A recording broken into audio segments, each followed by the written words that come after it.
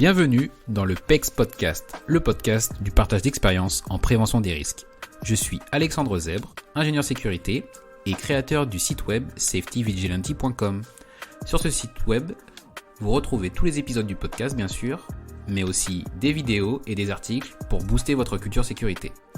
Vous pouvez aussi me suivre sur LinkedIn, Instagram et Twitter.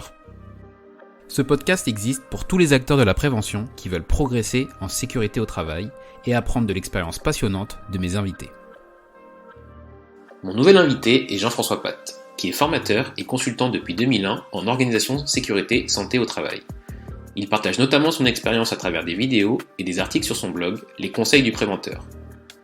Convaincu de la priorité à mettre sur la culture sécurité, il aide simplement les préventeurs pour donner l'envie du travail en sécurité.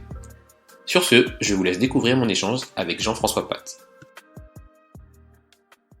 Bonjour Jean-François Patte, bienvenue dans le podcast, comment allez-vous ? Bonjour, bien parfaitement, j'espère qu'il en va de même pour vous. Très bien, très heureux de pouvoir un peu partager, un peu confronter nos visions sur votre approche et du coup, je suis très content que vous ayez accepté de participer à cet épisode. Est-ce que pour les gens qui vous connaissent peut-être pas, vous pourrez commencer par vous présenter tout simplement ? Bien sûr, Jean-François Patte, moi je travaille chez Préventem depuis 20 ans, maintenant un peu plus de 20 ans. Je suis donc formateur, consultant, j'anime aussi des conférences dans le domaine de la sécurité santé au travail. Donc, c'est vraiment mon cœur de métier depuis plus de 20 ans maintenant. Alors, je ne connais pas exactement Préventem, c'est une agence de consulting un petit peu ? C'est un cabinet conseil en organisation et aussi un organisme de formation qui a été créé par Jean Cotinet 10 ans avant que j'arrive, donc en 1991, qui était à la base sur Amiens et maintenant on est basé sur Bordeaux. D'accord, donc basé sur Bordeaux. Et les personnes que vous accompagnez, ça va être quel type d'entreprise ? Peut-être, d'ailleurs, c'est peut-être pas limité, peut-être que c'est tout secteur. On intervient à l'international. C'est une très grande structure puisque on est deux. Et donc il y a Alexis Cotinet, donc qui est le fils de Jean Cotinet, en fait, c'est une histoire de famille, tout ça, qui est lui coach, master coach, et qui pilote deux cabinets, donc un cabinet de coaching et Préventem. Et puis lui il travaille beaucoup à l'international.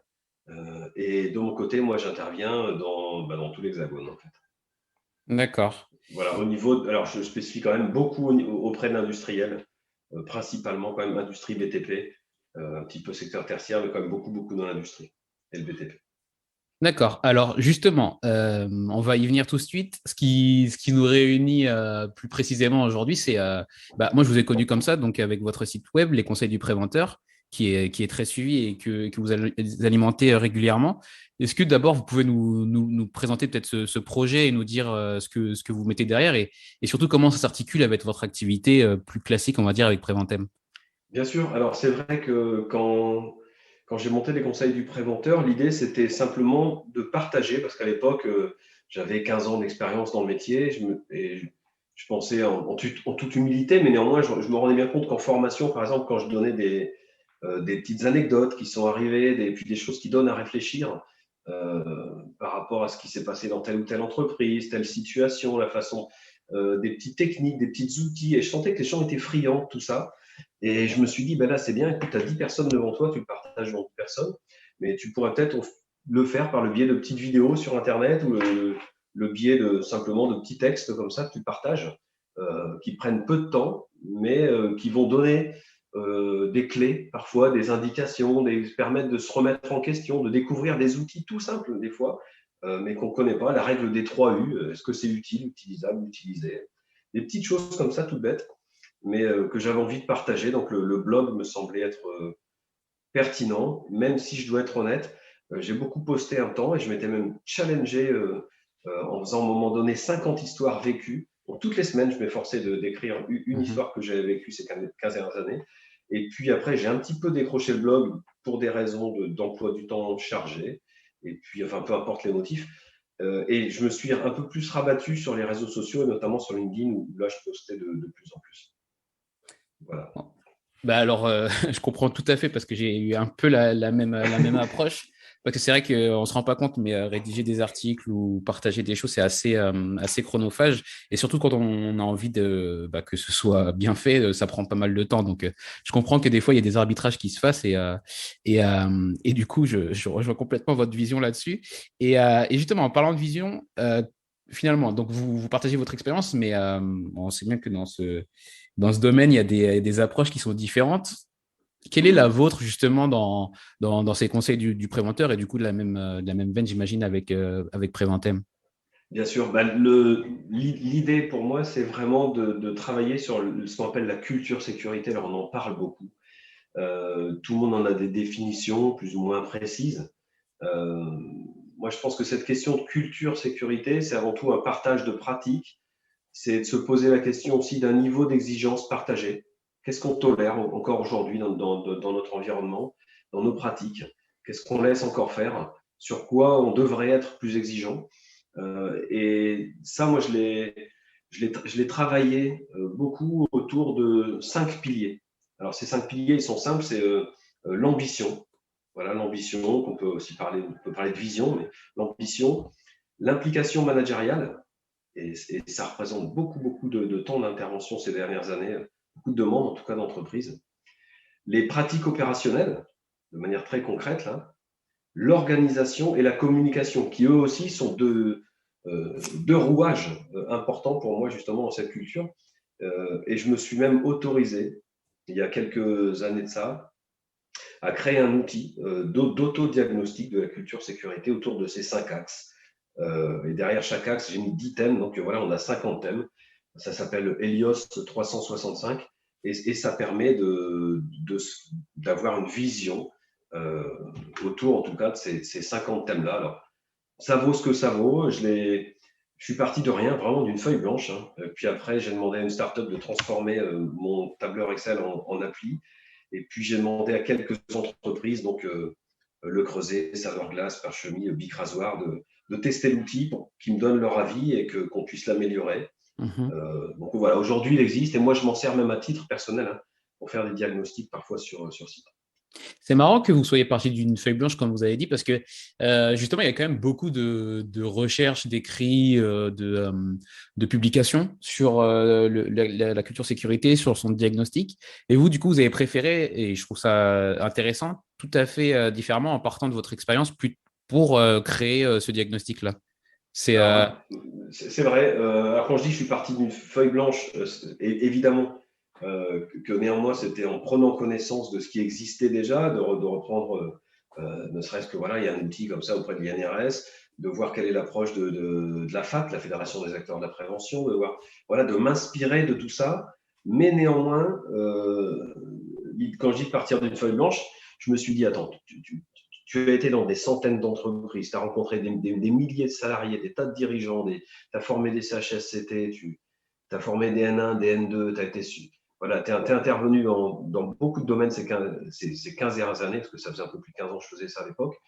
Euh, c'est quoi les clés de réussite? Les entreprises que tu as vues qui arrivent aujourd'hui à avoir des résultats, qui sont performantes dans ce domaine-là, c'est quoi les clés? Et j'ai commencé à lister tout ça, et au fur et à mesure, c'est par ce biais-là que je me suis c'est par cette entrée-là, en fait, j'ai pris un peu les choses à l'envers, c'est un peu l'ingénierie inversée, ou je ne sais pas comment on peut appeler ça, mais voilà, voilà comment j'ai fonctionné.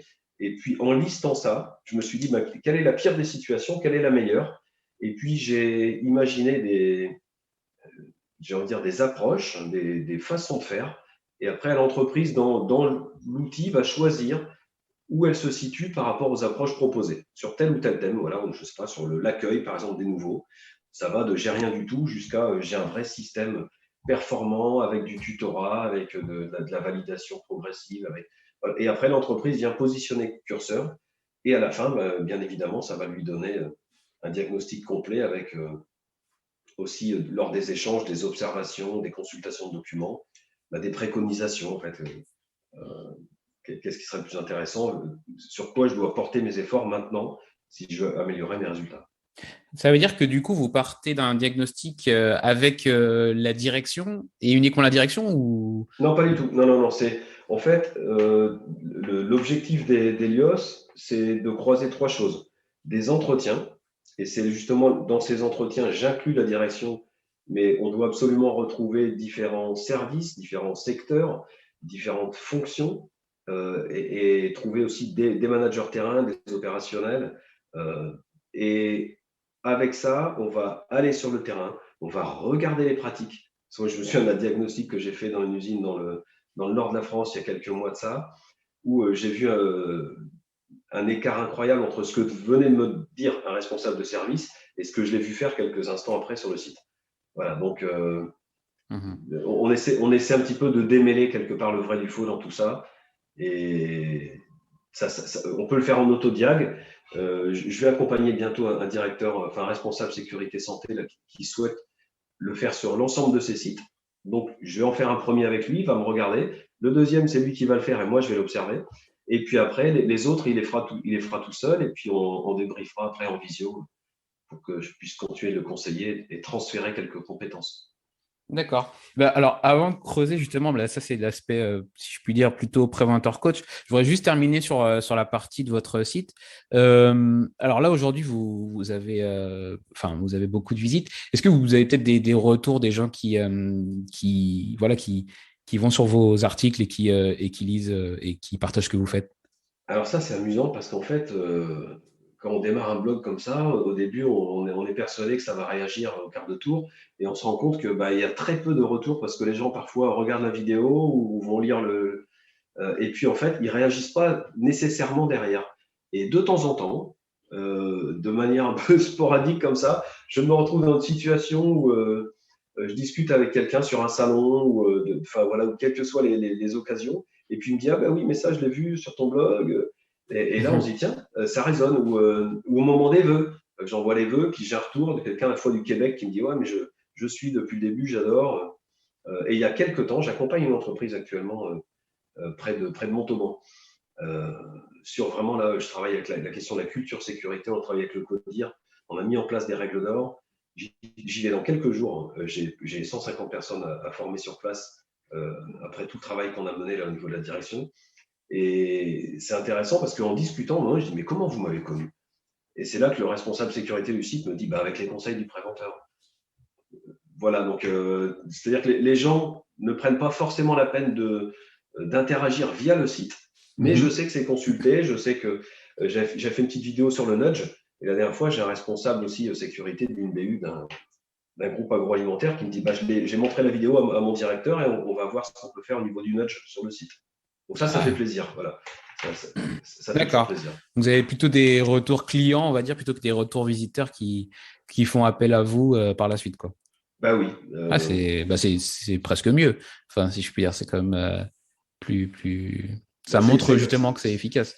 C'est efficace, en même temps c'est gratifiant parce que quand on fait ça, au bout d'un moment, on se dit aussi bon à quoi bon, parce que est-ce qu'il y a une vraie valeur ajoutée à faire tout ça, est-ce que je serais pas mieux faire autre chose, et bon voilà, ça rassure. Je sais que de votre côté ce que vous faites, ça prend aussi beaucoup de temps. Le fait de le faire sur des formats longs comme ça, en plus c'est culotté parce que ça va un peu à l'inverse de notre époque où il faut que tout aille vite. Oui, alors effectivement, on en avait parlé en préparation. Alors moi, c'est parce que ça me plaît et que je pense que justement, quand on veut partager une vision, faut tout simplement avoir le temps de développer ses exemples, son expérience et sa vision. Et donc, c'est un format long qui me paraît être le plus judicieux, mais je sais qu'il y a d'autres façons de voir. Mais bon, après, c'est peut-être un contre-courant. On verra si je suis obligé d'arrêter au bout d'un moment. Du coup, alors, là, je voudrais aborder plutôt cet aspect préventeur coach que donc vous disiez que vous prenez dans votre entreprise et avec votre associé. Et moi, je trouve ça intéressant parce que justement, j'ai pas du tout cette vision-là. Donc, déjà, peut-être que vous pourrez nous définir pour vous ce que c'est qu'un préventeur coach. Bien sûr, en fait, le hasard a fait que, je vous ai dit, moi j'ai travaillé pendant de nombreuses années avec Jean Cotinet, qui était vraiment mon mentor en sécurité, hein, qui m'a beaucoup, beaucoup appris, beaucoup apporté, qui m'a fait confiance, et auprès de qui j'ai vraiment pu grandir sur ces domaines-là. Et puis, euh, il a un de ses fils, Alexis Cotinet, qui lui s'est dirigé dans le coaching de manière professionnelle et qui est devenu après aussi formateur pour coach, et puis à un moment donné, ces gens qui nous ont un peu mis dans les bras l'un de l'autre en disant mais tout compte fait, ton métier, c'est un peu de faire changer les gens, c'est de faire. Je dis oui, totalement. Il dit, mais nous, en sécurité, tu sais que les comportements, c'est quand même la clé. Aujourd'hui, on a beaucoup travaillé sur la technique, on continue de travailler sur l'organisation, mais la question comportementale est devenue centrale en sécurité. On a sûrement des choses à s'apporter. Et on s'est dit oui l'un et l'autre, en étant, je pense, peut-être pas totalement convaincus, jusqu'à le mettre en œuvre sur plusieurs actions auprès de certains grands clients, notamment un grand client du BTP dans un premier temps. Et on a été juste bluffé des résultats. Et on s'est dit, mais c'est incroyable. En travaillant de cette façon, en ayant cette approche justement de développer des techniques, des outils de coaching au service de la prévention, on obtient des choses formidables. Parce que on peut se dire qu'un préventeur, à un moment donné, s'il devient préventeur coach, c'est peut-être un peu passif comme approche de la prévention. Pas du tout. Moi, je pense qu'au contraire, on ne peut pas mettre un préventeur derrière chaque salarié. C'est pas possible. Donc, l'idée, c'est plutôt de se dire comment on fait pour travailler la prise de conscience, parce que le coaching, c'est d'abord ça, hein, c'est la prise de conscience, le passage à l'action. Comment on fait pour aider les gens, en fait, à développer le préventeur qui est en eux. Et pour ce faire, puisqu'on a vu que ça marchait, on s'est dit, mais pourquoi on ne mettrait pas ces techniques directement dans les mains des préventeurs parce que là, on l'avait fait auprès de dirigeants, de managers, et on s'est dit, mais on pourrait peut-être imaginer quelque chose comme ça. Et on a fait une session test en 2015, inter-entreprise, avec une douzaine de participants, où pendant 2 jours, justement, on associe prévention et coaching. Et là, on a été de la même manière bluffé par les résultats que ça a donné, comment ça pouvait rebooster les personnes. Donc, on a fait après une session par an. Et puis rapidement, les gens qui ont été formés nous ont dit c'est bien, mais on voudrait bien aller un peu plus loin maintenant. Du coup, on a fait une session préventeur coach expert où là, on développe d'autres aspects liés aussi à la discipline, liés au leadership. Donc, on leur a permis, on a mis un deuxième étage à la fusée. Hein. Et puis, on a des gens qui ont participé, qui nous ont dit mais ce que vous faites, c'est top, mais est-ce que vous pourriez faire une session chez nous, par exemple, en intra-entreprise. Donc, c'est ce qu'on a fait. On l'a fait pour un grand groupe d'agroalimentaire en Auvergne. On l'a fait pour un service de santé au travail aussi à Paris l'été dernier, au mois de juillet. On l'a fait au siège de L'Oréal. On l'a fait dans quelques entreprises aussi où on adaptait à chaque fois le contenu forcément au métier, aux règles parfois de l'entreprise ou à la politique. Et ce qui fait que depuis le début, je n'ai pas compté, mais on a peut-être formé, je sais pas, peut-être 150 préventeurs coachs, ce qui peut sembler peu, mais on limite toujours le nombre de participants par session. Parce qu'il y a vraiment une grosse phase de développement personnel. On co-anime, à chaque fois, on co-anime pendant 2 jours avec Alexis, justement, ces sessions. Et il y a quelques temps, on a même des préventeurs qui nous ont dit, mais est-ce que vous ne pourriez pas encore mettre un 3e étage à la fusée? Et là, on a fait une session master sur une journée où ils étaient 8 et on a demandé à ces masters-là d'accompagner des nouveaux préventeurs coachs. Voilà, donc là, c'était super intéressant. On a fait venir une facilitatrice graphique. On a pris vraiment beaucoup de plaisir aussi autour de cette journée. Et je ne pense pas qu'il y aura encore 50 étages comme ça, mais en tout cas, c'est quelque chose qui fonctionne très, très bien et qu'on prend beaucoup de plaisir à faire. C'est intéressant, surtout le troisième aspect en gros, de faire des coachs, enfin, eux-mêmes qui doivent accompagner d'autres. C'est un peu l'idée que quand on maîtrise vraiment un sujet, c'est quand on arrive à l'expliquer, quoi. C'est exactement ça. Et on s'est dit, ben voilà, vous êtes maintenant, c'est master. Vous avez fait le niveau, on va dire, basique. Vous avez fait le niveau expert. Maintenant, vous pouvez passer au niveau master. Et on leur a fait faire une petite vidéo dans laquelle on leur a demandé de se présenter. On les a challengés un peu autour de tout ça. Et ces vidéos, en fait, on les a passées à la session suivante de préventeur coach, qui avait lieu juste après, le lendemain. On a été, c'était dans le même hôtel, enfin voilà. Les préventeurs coachs ont pu choisir leur master, donc celui qui allait les accompagner. Et après c'était entre eux. Après, on sait qu'il y en a qui ont gardé des liens, qui aujourd'hui fonctionnent ensemble, se donnent des conseils. Et ça, voilà, ça nous fait plaisir, nous aussi, de pouvoir tisser ces liens-là. Je pense que c'est notre rôle. Voilà. Après, c'est vrai que la force du réseau, surtout dans la prévention, elle est toujours très elle est déterminante. Je pense que ça, c'est quelque chose qui est indéniable et on le voit, que ce soit avec LinkedIn, avec d'autres entreprises et même en interne pardon, dans des grands groupes ou autres. C'est vrai que ça a toujours un effet assez important sur les problématiques quand elles sont communes. Et Bien sûr. moi, j'avais une question qui est peut-être un peu plus avocat du diable sur justement sur cette approche de coach. Comme je l'avais écrit, c'est est-ce que vous avez pas l'impression que c'est quelque chose qui est un peu passif de faire du préventeur un coach? Et je m'explique, c'est-à-dire que souvent un responsable HSE, il va du coup travailler avec ses collègues pour résoudre les problèmes, mais il va aussi être apporteur de solutions. Alors qu'un coach, finalement, lui, il va expliquer comment faire et il va faire progresser ses Mhm. collègues ou en tout cas dans le cadre du sport, ses joueurs. Mais dans la prévention, il y a quand même un côté, et justement, c'est dans le titre, le côté responsable. Donc, du coup, est-ce que le coach, ça ne le met pas un peu à côté de la prévention? C'est une excellente question, comme diraient certains politiques, euh, et je vous remercie de me l'avoir posée. Donc, honnêtement, par ailleurs, je vais expliquer ça de façon très simple. Par ailleurs, moi, je forme aussi des responsables sécurité dans le cadre de formation diplômante. J'en ai formé à ce jour, je ne sais pas, environ 900. C'est des gens que j'ai en formation pendant 2 ans. Ils sont tous en alternance en entreprise. Et il y en a beaucoup que je côtoie par la suite. Et il y en a beaucoup que je retrouve qui me disent on est noyé parce que les gens ont l'impression qu'on doit tout faire à leur place et que dès que c'est de la sécurité, c'est à nous de faire. Et on se rend compte qu'il y a un travail de responsabilisation. Aujourd'hui, enfin, on parle d'empowerment Ouais.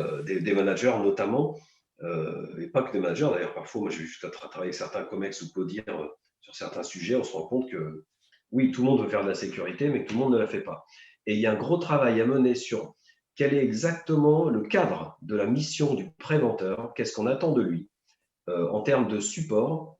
Le but, il est une fois de plus pas forcément parfois d'apporter des solutions. C'est un peu le grand paradoxe. C'est quoi si on me demande à un moment donné d'intervenir sur une mission avec une casquette de consultant, je vais être payé pour apporter des solutions. Si on me demande de coacher un préventeur, on dit il a des difficultés, est-ce qu'il y a possibilité de l'aider? Auquel cas, je vais parfois présupposer que cette personne a déjà les solutions en elle et que, en quelque sorte, euh, même parfois, en réalité, tout le monde détient une pièce du puzzle et que personne ne détient la vérité et que le rôle d'un préventeur coach, il est d'être en capacité d'amener des réponses quand il y a besoin et surtout de questionner les pratiques de l'autre. Est-ce que l'autre a bien compris pourquoi on fait tout ça? Est-ce que l'autre s'est questionné sur est-ce qu'on peut faire autrement? Est-ce que j'ai bien convenablement communiqué les informations? Est-ce que je m'en suis assuré? Est-ce que j'ai rebouclé ce que j'ai mis en place? euh, Est-ce que j'ai bien accueilli justement le jeune récemment? Est-ce que les règles sont claires? Mais d'être dans ce questionnement et en même temps, c'est pour ça que pour moi, c'est pas antinomique, c'est vraiment la question d'être en capacité de faire les deux. C'est Mhm. d'apporter des solutions et en même temps de questionner. Et un préventeur coach doit savoir faire les deux. Et un des pièges qu'on rencontre aujourd'hui, c'est justement que les rôles et responsabilités de chacun ne sont pas suffisamment définis. Et là, je ne parle pas d'un point de vue pénal, mais vraiment d'un point de vue presque opérationnel, Mhm. de définir ce que chacun doit faire. Et je l'ai fait il y a quelque temps sur un grand site industriel dans le domaine agroalimentaire où on avait réuni, il y avait le directeur de site, le responsable HSE, l'ADRH, quelqu'un du siège qui était venu aussi nous prêter main forte, le directeur technique et moi-même. Et on a listé comme ça quels sont les rôles et responsabilités, d'abord pour commencer du service sécurité. Et puis après, des différents managers dans les services et des différents niveaux, des différents strates. Et tant que ça, on n'a pas clarifié, et à un moment donné, on ne sait pas bien qui doit faire quoi. Et cette espèce de no man's land fait que parfois, vous savez, je vais reprendre une phrase un peu idiote, mais des fois on dit oh, on aurait dû faire ci ou on devrait faire ça. Ma Mhm. grand-mère, des fois, me disait avec beaucoup de bon sens on, c'est un con. Voilà. Ce qui signifie qu'on doit vraiment clarifier qui fait quoi, quand, comment, etc. Bien évidemment, mais qui fait quoi. Euh, et j'ai eu la chance l'année dernière, il y a une société de béton, ciment, granulat. Je peux les évoquer parce que j'ai discuté notamment avec le directeur sécurité santé qui m'a confié cette mission du groupe Ekiom. Je peux les nommer. Il s'appelle Frédéric Vidal, c'est quelqu'un de très, très très intéressant et qui me sort parfois aussi de ma zone de confort, avec lequel on mène un projet très intéressant en ce moment, mais on en parlera après si on a le temps. En tout cas, il m'a demandé de réaliser une démarche d'assessment au niveau de tous ces préventeurs. Et sur chaque site, on a co-construit un questionnaire auquel répondait le directeur de site, puis un questionnaire beaucoup plus fourni auquel répondait le préventeur. Et on leur demandait des choses toutes simples. On avait par exemple ce qu'on avait nous estimé être les 14 missions prioritaires qu'on a essayé de classer comme ça. C'est pas facile, mais par ordre de priorité. Et on demandait à chacun de le faire sans se consulter. Et après, on croisait ça. Et du coup, on regardait en face, on demandait au préventeur, mais est-ce qu'il y a telle mission, par exemple, je ne sais pas, conseiller la direction. Est-ce que tu aimes le faire? Et là, il avait un curseur, ça va, je déteste le faire jusqu'à j'adore le faire. Et puis ensuite, est-ce que tu penses y passer suffisamment de temps ou pas? Et puis, au fur et à mesure, on a créé un super outil, vraiment un truc très, très intéressant. Et une fois que les personnes ont répondu, individuellement, j'ai échangé avec le directeur de site, puis avec le HSE, puis moi, derrière, je faisais un SWOT et je leur présentais ce SWOT à tous les deux. Je dis maintenant, qu'est-ce que vous en pensez et sur quoi vous devez travailler? Est-ce que vous êtes aligné sur votre niveau de tolérance? Ici, il y en a un qui me dit que le plus important, c'est que, je ne sais pas, ça doit être animé par les managers et on se rend compte que c'est le préventeur qui le fait. Pourquoi c'est le préventeur qui le fait? Voilà, donc il y a un travail comme ça, justement, où quand on a clarifié les choses, ça permet de responsabiliser chacun. Ah ouais. Je ne sais pas si je réponds à la question, mais… Alors, si. Alors, mais vous allez plus loin que la question, mais vous y répondez aussi parce que c'est vrai que, alors moi, je la connais. Je trouve ça très, très innovant justement cette pratique, en fait, de tout simplement re-questionner l'organisation et d'un point de vue presque sociologique, en gros, de savoir ce qu'on fait, enfin, ce qui est attendu de nous et ce qu'on en pense nous-mêmes. C'est assez poussé. Du coup, ça doit être une démarche qui doit être plutôt de long terme, non? C'est quand même assez poussé comme. Alors, ce qui se passe, c'est qu'en fait, j'ai commencé ça, je devais le faire sur site, et il y a eu juste notre histoire de Covid là, qui est arrivée à ce moment-là, D'accord. qui a empêché vraiment, ça a démarré pile poil à ce moment-là. Et au final, j'ai tout fait en visio, en me disant, mais est-ce que ça va être suffisant? Est-ce que ça va fonctionner? Et en fait, la façon dont on l'a mis en œuvre, et moi, les réponses, après, je mettais ça dans un système de tableur avec quelque chose de très graphique qui me permettait de faire les présentations. Mhm. Et en fait, ça a très bien fonctionné. Et ça a permis de faire ensuite un SWOT par BU, puis un SWOT global que j'ai pu présenter au COMEX et qui était aussi de la matière pour eux. C'est-à-dire que sans aller sur vos sites, voilà déjà ce qui ressort en termes de cohérence globale par rapport aux objectifs que vous êtes fixés, par rapport à où vous voulez aller, par rapport au fait que ça, on était persuadé que c'était clair et on se rend compte parfois que ça n'allait pas du tout. Donc, ça a permis vraiment de mettre en lumière les forces et faiblesses de chaque site et de chaque BU. Donc, c'était très, très intéressant. Ça donnait des clés pour aller plus loin, en fait. Ok. Ouais, c'est effectivement très, très intéressant. Et justement, bah alors, moi, ma question suivante, elle est plus liée justement à votre communication. Comme je vous disais, j'ai un sujet sur la communication qui moi, au sens large, qui m'intéresse beaucoup, lié à la prévention des risques. Et je voulais savoir comment vous vous assurez d'être efficace dans votre communication lorsque justement vous lancez une démarche de ce type ou que vous accompagnez une entreprise et que vous pourriez être perçu comme quelqu'un d'externe qui vient apporter une nouvelle démarche dans l'entreprise. Alors, il y a deux choses. La première, c'est que j'ai pas vraiment de catalogue, j'ai pas de formation catalogue, je pars toujours du besoin, toujours. On a toujours procédé comme ça, et je pense que c'est ce qui fait qu'aujourd'hui, honnêtement, moi, je décroche très peu mon téléphone pour faire du démarchage ou quoi que ce soit. C'est l'inverse qui se passe. C'est parce que dans la mesure où on a répondu aux besoins, parce qu'on l'a bien identifié au préalable, et que de manière, j'ai envie de dire, investie, voilà, on a réfléchi, co-construit ensemble comment on allait mener le programme. On se dit, est-ce qu'il faut d'abord faire ça? Est-ce qu'on fait une journée? Si on fait une journée, comment on procède derrière pour reboucler? C'est le deuxième point, c'est justement, on part du besoin, mais le deuxième, c'est pour que ça soit pas un one-shot ou un coup d'épée dans l'eau comme ça, Mhm. comment on s'assure qu'on reboucle? Et c'est là où aussi, moi, je me suis rendu compte que parfois, les gens repartent plein de bonnes intentions. Après une journée de formation, par exemple, on les a bien reboostés, super. Sauf que derrière, la réalité reprend le dessus et qu'au final, ce qu'ils ont vu en formation, ils ne l'appliquent pas nécessairement. Donc, pour pallier à ça, ce que je fais, c'est que moi, je les mets en pratique déjà en formation. J'ai par exemple des petites techniques de repositionnement, de prise de conscience. Quelqu'un ne respecte pas une règle, comment je lui fais prendre conscience? Donc, on fait ça sous forme de jeu avec j'ai différents aspects, mais par moment, je suis un système The Voice. Donc, je tourne 4 chaises au fond de la pièce. Il y a 4 personnes qui vont jouer le jury. Il y en a un qui doit mettre en place la technique avec quelqu'un qui ne respecte pas une règle, ou en tout cas qui prend un risque. Et on voit s'il est en capacité de le recadrer en respectant l'outil. Et si à la fin les coachs sont convaincus, ils se lèvent ou pas. Et ils expliquent pourquoi ils se sont levés ou pas. Et on fait passer tout le monde comme ça. Et déjà, ça me permet, moi, de m'assurer que dans le déploiement de la technique, ça sera plus facile pour eux de la mettre en œuvre. S'ils l'ont déjà fait sous forme ludique, comme ça, alors je les mets en confiance, tout ça, ça se fait, voilà, il y a un travail de mise en confiance. Donc ce premier point, c'est ça. Le deuxième, c'est je reboucle toujours, soit par une autre formation, soit par un mail, soit par un engagement. Ça prend des formes complètement différentes. En blanchisserie, j'ai un système où je demande aux responsables, je me souviens, de s'engager. Ils me mettent ça dans une enveloppe, ils mettent l'enveloppe à leur nom, ils la ferment, elle est oblitérée. 3 mois après, je la poste. Et je leur dis, dans 3 mois, vous allez recevoir ça chez vous. Personne d'autre ne l'aura vu que vous-même. C'est vous qui allez fermer l'enveloppe maintenant. Donc l'engagement que vous le prenez par rapport à vous-même. J'ai d'autres sites où l'engagement il est rebouclé par le N+1.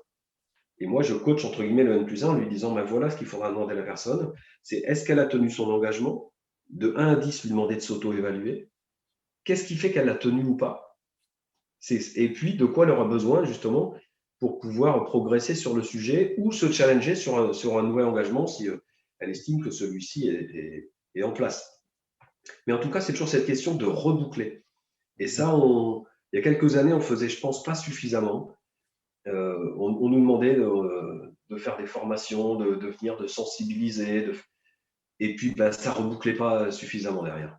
Donc là, je l'ai fait il y a quelques jours, par exemple, avec des managers, où je leur ai fait remplir une feuille de route en 4 temps. Il y a 4 points dans la feuille de route.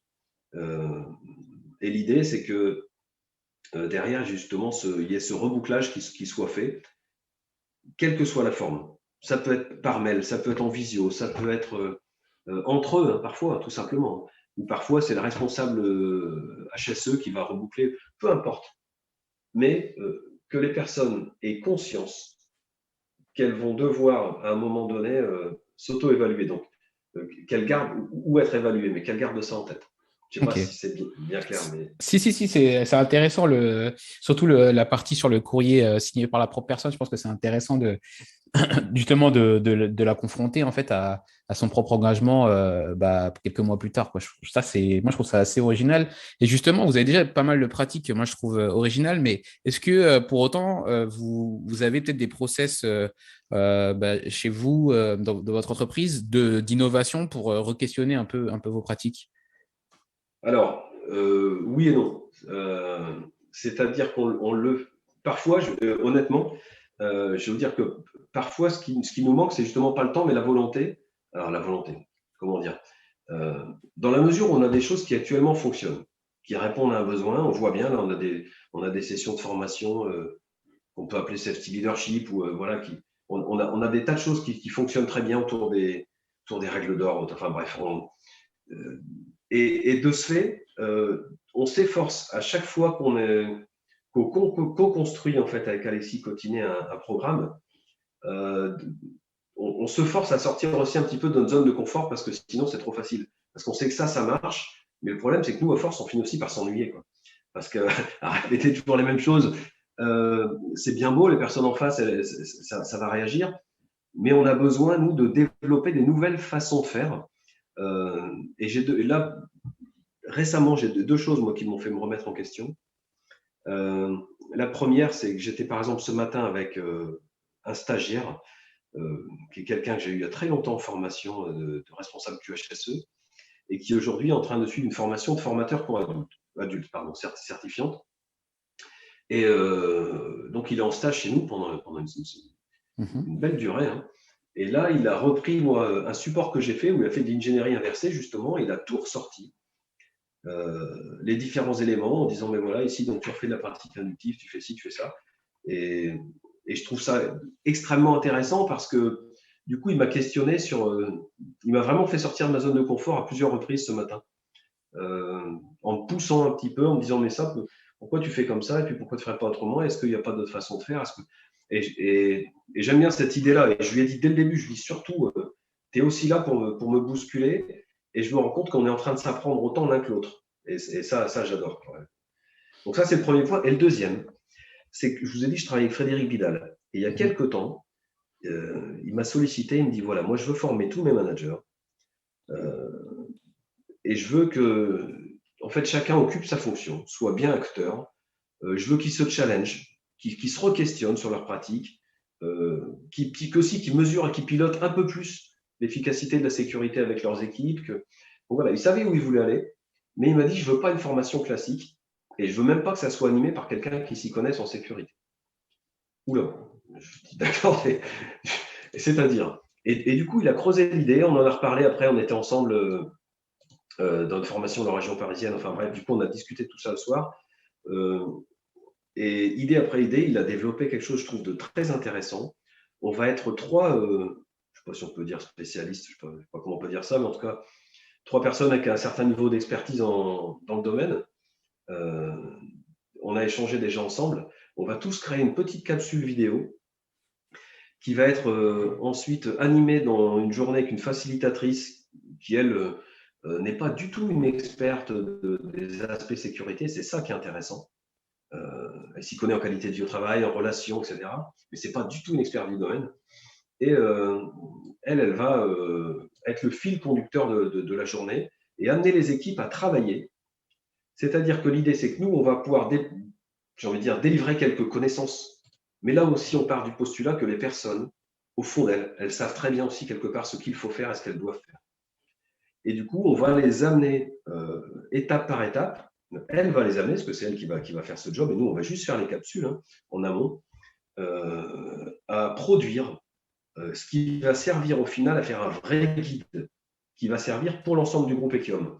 Donc, c'est une façon innovante, en fait, de juste être nous catalyseurs quelque part de la démarche et de s'appuyer plutôt sur les pratiques, la connaissance qu'ont les personnes de leur métier, de leur terrain, parce que les professionnels, avant toute chose, c'est eux, en fait. C'est eux qui feront la part des choses, c'est eux qui connaissent les difficultés qu'ils rencontrent au quotidien, c'est eux qui connaissent la difficulté quotidienne de se dire comment je peux assurer la production tout en assurant la qualité, tout en répondant aux objectifs aussi de commercialisation. Voilà, comment je fais matcher tout ça à mon niveau, voilà, en tant que manager à mon niveau.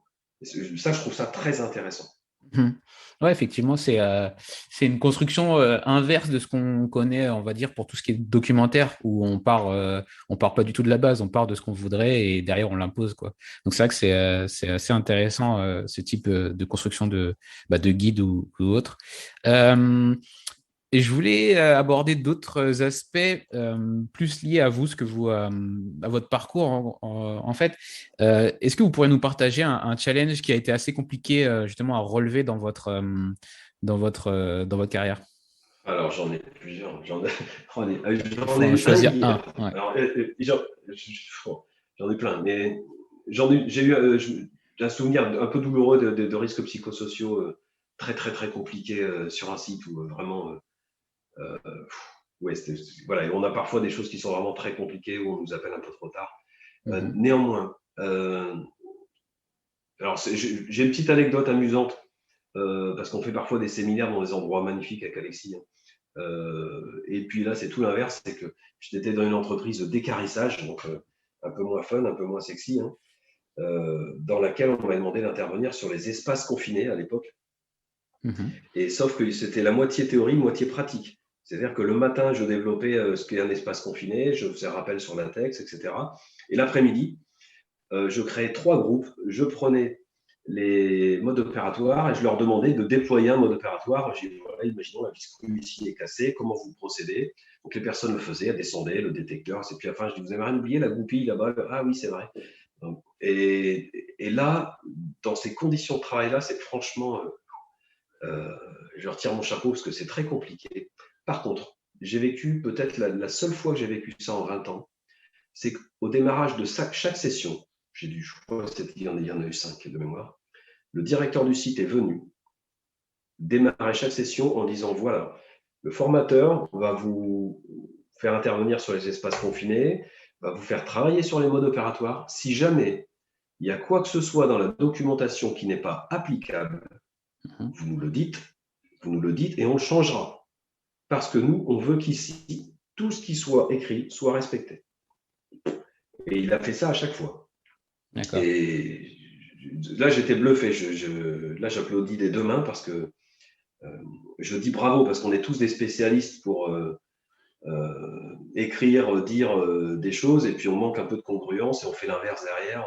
On s'autorise tous des tas d'écarts en fait. Voilà. Et ça, cette idée de se dire, bon ben voilà, si on met des règles en place, c'est pour les respecter. Si on écrit des façons de procéder, des modes opératoires, c'est pour que ça soit fait de cette façon-là. Donc voilà, d'avoir un système justement documentaire qui réponde à une certaine réalité. Et qui n'est pas des écarts énormes entre le travail prescrit et le travail réel. Ça, je trouve ça très intéressant. Ah oui, ça c'est un vaste sujet là que vous lancez. Oui, il y en a beaucoup. On va pas le lancer tout de suite, mais ouais, un très très gros sujet. Et du coup, sur un aspect peut-être plus personnel, mais lié à votre activité, qu'est-ce que vous appréciez le plus dans ce que vous faites aujourd'hui? Ce que j'aime le plus, c'est d'abord, honnêtement, la richesse des rencontres que je fais. Ça, c'est vraiment ce que j'aime le plus. Évidemment, la diversité des missions, parce que ça doit être toujours la même thématique. En réalité, j'ai pas deux missions identiques. Depuis 20 ans, je compte. Moi, quand j'aime pas quelque chose, j'arrête et je suis passé à autre chose. Je suis comme ça. Et aujourd'hui, je pensais jamais de rester aussi longtemps et dans une entreprise et dans le secteur d'activité. En tout cas, jamais j'aurais imaginé ça. Donc, bon, tant mieux, c'est que ça me plaît. Et puis, ce qui me plaît plus que tout dans ce métier, c'est de me sentir utile. C'est-à-dire, à mon petit niveau, à ma petite échelle, contribuer à préserver mes semblables. Voilà, ça peut sembler un peu utopiste, un peu humaniste, je ne sais pas, mais c'est ce qui m'anime aujourd'hui, en tout cas, c'est ça. Si ça contribue à la performance des entreprises et que ça peut permettre en plus aux entreprises d'être rentables, pérennes, concurrentielles, tant mieux. Mais moi, la raison aussi fondamentale pour laquelle je le fais, c'est d'abord qu'au travail, le travail c'est bien, mais on doit quand même se préserver et préserver ses collègues. Quoi. Pour moi, je mets l'humain au cœur de tout. C'est mon approche. Voilà. D'accord, très bien. Pour continuer sur une partie plus outils et références, est-ce que vous avez une référence en termes de livres, d'ouvrages, de sites web que vous pourriez conseiller aux auditeurs? Alors, il y a les podcasts Safety Vigilante que je conseille à tout le monde. Ils sont formidables. Et puis, non, alors je vais pas être très. Enfin, si je vais être original, peut-être. Il y a Révolutionner la santé sécurité au travail que j'ai bien apprécié dans les ouvrages que j'avais lus récemment. Liberté et compagnie, qui est un ouvrage, alors j'ai oublié le nom des deux auteurs, mais sur l'entreprise libérée, qui est pas mal, avec des exemples d'entreprises américaines et puis aussi de la FAVI, aussi d'entreprises françaises. Et puis deux ouvrages peut-être un peu décalés. Albert Bosch, Vivre pour se sentir vivant.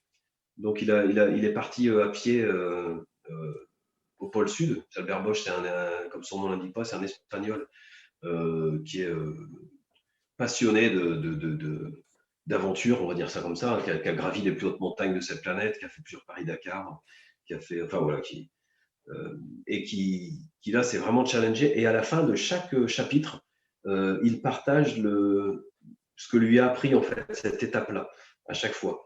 Et il aborde la question du risque, je trouve, avec beaucoup de pertinence, parce que évidemment c'est une aventure très risquée. Dans le même état d'esprit, à plus petite échelle, j'ai rencontré quelqu'un qui s'appelle Vianney Clavreul, que j'ai filmé pour mon blog en baie de Somme. Il est parti de la baie de Somme jusqu'à Sète, en Méditerranée, donc jusqu'au port de Sète, à pied, mais en se nourrissant de cueillettes sauvages. Il a sorti un bouquin dans lequel il explique que 80% des plantes sur lesquelles on marche au quotidien, en réalité, sont comestibles et les apports qu'elles ont. Et là, je l'ai aussi interviewé, moi, sur les risques, et il m'a sorti une phrase à l'arrivée. On s'est retrouvé dans la ville de Sète, en plein festival de Brassens. Moi, j'ai adoré. Du coup, on s'est posé, on a bu une bière ensemble. Et et on a pu discuter. La première phrase qu'il m'a dit, c'est « Rien ne se passe jamais comme prévu. Et à cela, il faut s'y attendre. » Et j'en ai fait un petit peu dans mes phrases inspirantes, je me la suis notée parce qu'elle me sert beaucoup et je trouve qu'elle résonne avec notre métier. Rien ne se passe jamais comme prévu. Et à cela, il faut s'y attendre. Voilà. Et pour terminer, peut-être 2 autres références. Laurent Gounel, qui a écrit Dieu ou les dieux, je ne sais plus, Voyage toujours incognito. Et à la fin, il questionne le sens même de l'entreprise, avec les attentes des actionnaires, justement, sur le fait qu'une entreprise, elle a des hauts, des bas, et que lui, l'actionnaire, ça ne l'intéresse pas. Il veut que ça soit plus. Et j'aime bien cette approche, enfin, la façon dont c'est traité, c'est assez malin, cette espèce de livre un peu, cette espèce de roman dans l'état d'esprit de l'alchimiste, ou voilà, de ce type de roman-là. Et un blog, évidemment, qui s'appelle Les Conseils du Coach, qui est le blog d'Alexis Cotinet, où franchement, il y a des vraies vidéos. Alors en plus, c'est tourné un peu aux 4 coins de la planète, c'est assez sympa, mais il y a surtout des vraies astuces, des vraies clés de travail, des vraies clés de partage que je vous invite à aller voir. Les Conseils du Coach d'Alexis Cotinet. Ok, très bien. Du coup, je mettrai tout ça en description de l'épisode. Du coup, on va sauter directement à la partie avenir de la prévention. Comment vous voyez évoluer votre métier en tant que de coach de préventeur d'ici 10 ans? C'est une bonne question. Je ne sais pas. J'ai participé au Prévacton organisé par la FAP à Préventica, où ils nous demandaient c'est quoi un préventeur dans 20 ans. Enfin, et c'était pas évident. Hein. Et nous, on est parti sur un système où on apprenait aux enfants, aux espèces de mallettes pédagogiques pour les enfants au plus jeune âge, où on commençait déjà à les préparer justement au travail à l'entreprise, parce qu'on s'est dit que plus tôt ils seraient préparés, mieux ça serait. Donc, j'ai aucune idée, en fait. Je ne sais pas. Je pense qu'en tout cas, je l'espère, c'est que ça sera un métier plus ouvert, qu'on sera en capacité de décloisonner. Parce que je trouve qu'aujourd'hui, c'est encore trop cloisonné. On a d'un côté les préventeurs, de l'autre les managers, de l'autre. J'aimerais bien que tout ça se décloisonne un peu et que, à terme, c'est un peu mon utopie, c'est qu'en fait, à la limite, ce métier n'existe même plus. Quoi. C'est un peu pousser le bouchon, mais je pense même que fondamentalement, c'est même un métier qui devrait presque même pas exister. En gros, que la prévention soit tellement intégrée que nous, on devienne inutile ou en tout cas. Ouais, absolument. Et okay. Ça, c'est mon utopie, oui. Ok. Voilà. Et enfin, je vais terminer par la question que je pose à tous mes invités. Quel conseil vous auriez pour le jeune Jean-François qui débutait dans le domaine de la prévention? C'est pas une bonne question, c'est une excellente question. Je dirais, reste fidèle déjà à qui tu es. Écoute, observe. Personne ne détient la vérité. Tout le monde a une pièce du puzzle. Donc, aide juste les gens, avoir envie de construire ce puzzle ensemble. Quoi. Et je pense que mon métier aujourd'hui, il est plus là en fait. Il est plus dans le partage de l'envie qu'autre chose, parce que la technique, la connaissance, aujourd'hui, il y a des tas de choses, des tas de supports qui sont en ligne, qui sont accessibles. Maintenant, la difficulté, c'est de faire le tri aussi dans tout ça parfois, mais d'être en capacité de faire preuve de discernement, de savoir de quoi j'ai besoin, qu'est-ce qui est juste, qu'est-ce qui n'est pas juste, qu'est-ce qui est adapté. Mais je dirais, voilà, personne ne détient la vérité. J'ai envie de dire, on a tous ce pouvoir d'agir, au-delà du devoir légal, évidemment, réglementaire. En tout cas, on a tous ce pouvoir. Voilà. Et pour reprendre une célèbre citation, un grand pouvoir implique de grandes responsabilités. Voilà, ça parle. Très bien. Ouais, ça me parle beaucoup pour le coup. Bon. Très bien, Jean-François. Merci beaucoup pour cet échange et pour votre partage. Okay. Est-ce que vous pouvez nous dire pour terminer où est-ce qu'on peut vous suivre sur Internet j'ai une vidéo que je suis en train de préparer sur LinkedIn où en fait je vais présenter les carnets sécurité de mon grand-père qui travaillait à la SNCF, et donc à des petits livrets sécurité de 73, 74, je sais plus, j'en ai 2 comme ça, et toutes les 2-3 pages, il y a un petit dessin humoristique sur la sécurité avec Pépin est parfait. Et je me rends compte qu'en fait aujourd'hui je vois des cabinets, je vois des personnes qui passent les mêmes messages en fait. Mais c'est incroyable. C'est incroyable à quel point je me dis, mais en 50 ans, on est en train de dire la même chose aux personnes. Qu'est-ce qu'on a raté? Voilà, ouais. Qu'est-ce qui fait qu'on est encore obligé de répéter ces mêmes messages? Donc voilà, je prépare une vidéo là-dessus, je la posterai sur LinkedIn et ça sera l'occasion de refaire revivre un petit peu les conseils du préventeur, donc je la remettrai aussi sur le blog. Et puis bien sûr, on peut après me contacter via Préventaine ou le site Préventaine Coach sans difficulté. Très bien, Jean-François. Merci beaucoup et à bientôt. Merci beaucoup et longue vie à Safety Vigilante. Merci. Merci d'avoir écouté cet épisode en entier. Si vous êtes toujours là, c'est que vous l'avez sûrement apprécié. Pour me donner votre avis, allez dans votre application de podcast préférée et laissez 5 étoiles à l'émission en allant dans la section notes et avis. Et on n'oublie pas l'invité. Retrouvez-le sur ses réseaux sociaux pour le remercier ou pour prendre contact avec lui. Les liens de liaison sont directement en description de l'épisode. Encore merci et à un prochain épisode.